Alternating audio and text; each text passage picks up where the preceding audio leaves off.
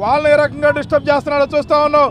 ప్రశాంతంగా ఉంటూ ఇష్టం లేని జగన్మోహన్ రెడ్డి నువ్వు చేతనైతే ప్రభుత్వానికి అవసరమైతే 1-2 సూచనలు చేయి, లేదంటే నీకు యథావిధిగా అలవాటైన పబ్జీ గేమ్ ఆడుతా ఇంట్లో కూర్చో తప్పితే ఈ రకంగా పిచ్చి పోకడాలు వింత వికృత క్రీడలు ఆడితే ఊరుకునే ప్రసక్తే లేదని తెలుగు విద్యార్థి తరపు నుంచి హెచ్చరిస్తూ, నీకు దమ్ముంటే మళ్ళీ చెప్తున్నాం, నీకు దమ్ము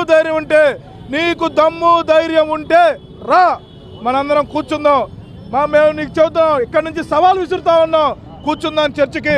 నువ్వు కానీ నీ నాయకులు కానీ నీ చెంచాగాలు కానీ ఎవరైనా నీకు దమ్ము ధైర్యం ఉంటే రండి. గడిచిన 5 సంవత్సరాల్లో మీరు విద్యార్థులకు ఏం చేశారు, ఎన్ని రకాలుగా అన్యాయం చేశారనేది వివరించడానికి మేము సిద్ధంగా ఉన్నాం. 2014 నుంచి 2019 దాకా ఆ రోజు చంద్రబాబు నాయుడు గారు విద్యార్థులకు ఎంత సౌర్ణ పరిపాలన అందించారు, ఎన్ని కాస్మెటిక్ ఛార్జెస్ ఎన్నిసార్లు పెంచారు. రాష్ట్రం లోటు బడ్జెట్లో ఉన్నప్పటికీ 22,000 కోట్లతో విద్యా బడ్జెట్ ప్రవేశపెట్టారు. 21,000 కోట్లతో బీసీ, ఎస్సీ, ఎస్టీ, మైనార్టీ సంక్షేమ హాస్టల్ని ఏ రకంగా అభివృద్ధి చేశారో రా, చర్చగా రా, చూసుకుందాం. నువ్వు మేము తెలియజేస్తా ఉన్నాం. మరి 2024లో ఎప్పుడైతే మళ్ళీ చంద్రబాబు నాయుడు గారు ముఖ్యమంత్రి అయ్యారో మొట్టమొదటి సంతకం డిఎస్సి మీద పెట్టడం జరిగింది.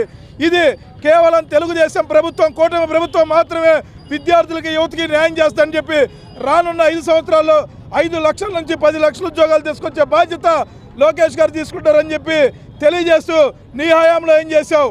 బ్రహ్మాండంగా నడుస్తున్న కియా మోటార్స్ని గౌరవ ఆ రోజు నీ పార్లమెంట్ సభ్యుడు గోరంట్ల మాధవ్ గారి చేత కమిషన్లకి కక్కుర్తిపడి నువ్వు గోరంట్ల మాధవ్ గారి చేత వాళ్ళని బెదిరించి, లూలు, అదానీ లాంటి గ్రూపులను మీరు బెదిరించి మీరు ఈ రాష్ట్రం నుంచి తరలి బయటికి పోయేలా చూశారు. కానీ తెలుగుదేశం ప్రభుత్వం, కూటమి ప్రభుత్వం వచ్చిన తర్వాత డావోస్కి వెళ్ళి లోకేష్ గారు 5 లక్షల కోట్ల పెట్టుబడులు తెచ్చారు. రానున్న రోజుల్లో కూడా రాష్ట్రం పూర్తిగా డెవలప్ అయింది. విద్యార్థులు ఎటువంటి ఆందోళన చెందాల్సిన అవసరం లేదు. ఇటువంటి సైకో సన్నాసి జగన్మోహన్ రెడ్డి ఏ కార్యక్రమానికి పిలుపునిచ్చినా తరిం కొట్టాలని చెప్పి మనస్ఫూర్తిగా ప్రతి విద్యార్థిని వేడుకుంటా ఉన్నాం. సీట్లకు పడిపోయాడు. అందులో అతను మతి స్థిమితం లేకుండా లేనిపోయిన అబద్ధాలు నిజాలుగా ప్రచారం చేయాలని చూస్తున్నాడు. ఇప్పుడు 4,000 కోట్లు అతను బకాయి చెల్లిస్తే ఇప్పుడు తెలుగుదేశం ప్రభుత్వం వచ్చేసి మొదటి విడతగా 700 కోట్లు రిలీజ్ చేసింది. ఇప్పుడు విద్యార్థులందరినీ కూడా ఆందోళన చెంది ఏం ఫీజు రీయింబర్స్మెంట్ చేయట్లేదని చెప్పని అపోహాలు చేస్తున్నాడు. కానీ ఇవన్నీ కూడా ఈ కపట నాటకాలు ఇంకా ఆపాలని చెప్పి జగన్ని కోరుతున్నాం.